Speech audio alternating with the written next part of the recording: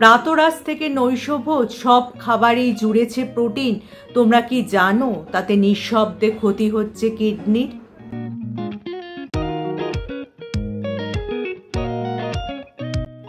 Hello friends, welcome back to my channel. আমার সব বন্ধুরা কেমন আছো? নিশ্চয়ই সুস্থ আছো এবং ভালো আছো। অনেকেই ওজন নিয়ন্ত্রণে রাখার জন্য বা দ্রুত মেদ ছড়াতে হাই প্রোটিন ডায়েট করে থাকে। প্রফেশনাল বা ফিটনেস প্রশিক্ষকদের তত্ত্বাবধানে যদি তোমরা সেটা করে থাকো তাহলে কিন্তু ঠিক আছে, না হলে কিন্তু বিগড়ে যেতে পারে কিডনির স্বাস্থ্য। সেটা কি তোমরা জানো? এরপরে আসি কিডনির কথায়। কিডনি হলো আমাদের শরীরের ছাঁকনির মতো, আমাদের রক্ত পরিশোধনে এবং আমাদের শরীরে দূষিত পদার্থ ছাঁকনির মতো ছেঁকে বার করে দেয়।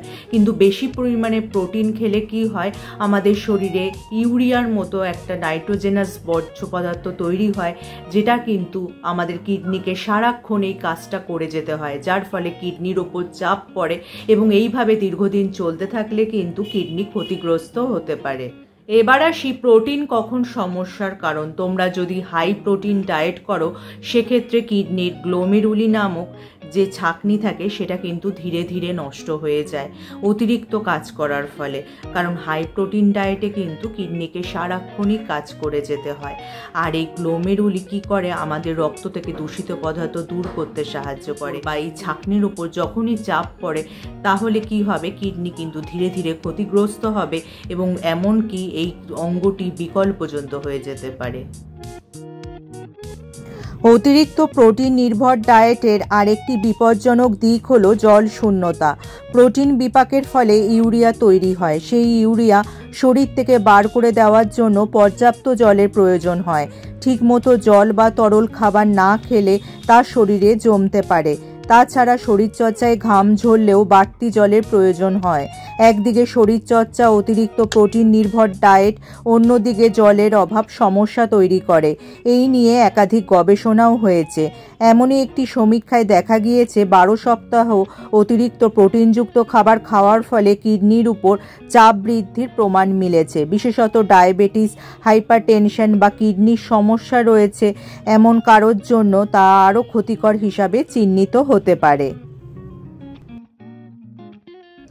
ন্যাশনাল কিডনি ফাউন্ডেশনের পরামর্শ অনুযায়ী ডায়াবেটিস, হাইপারটেনশনের সমস্যা থাকলে প্রোটিন জাতীয় খাবার খাওয়ার ব্যাপারে সতর্ক হতে হবে। প্রোটিন জরুরি, তবে মাত্রাতিরিক্ত নয়।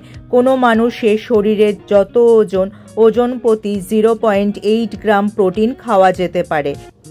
আর সবশেষে বলি, এক্ষেত্রে পুষ্টিবিদরা বলছেন প্রোটিন আমাদের শরীরের শত্রু নয়, কিন্তু তার সঠিক নিয়ম জেনে বা সঠিক নিয়ম মেনেই কিন্তু প্রোটিন ডায়েটে রাখা উচিত, অবশ্যই চিকিৎসকের পরামর্শ মতো। এবং তোমরা কতটা পরিমাণে খাবে সেটাও কিন্তু খুবই গুরুত্বপূর্ণ।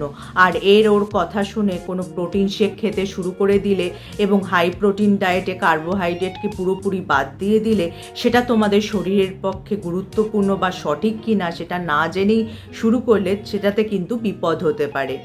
তাই এক্ষেত্রে বলবো অবশ্যই কিন্তু তোমরা তোমাদের চিকিৎসকের পরামর্শ মতো কিন্তু এই প্রোটিন ডায়েটটা ঠিক করবে।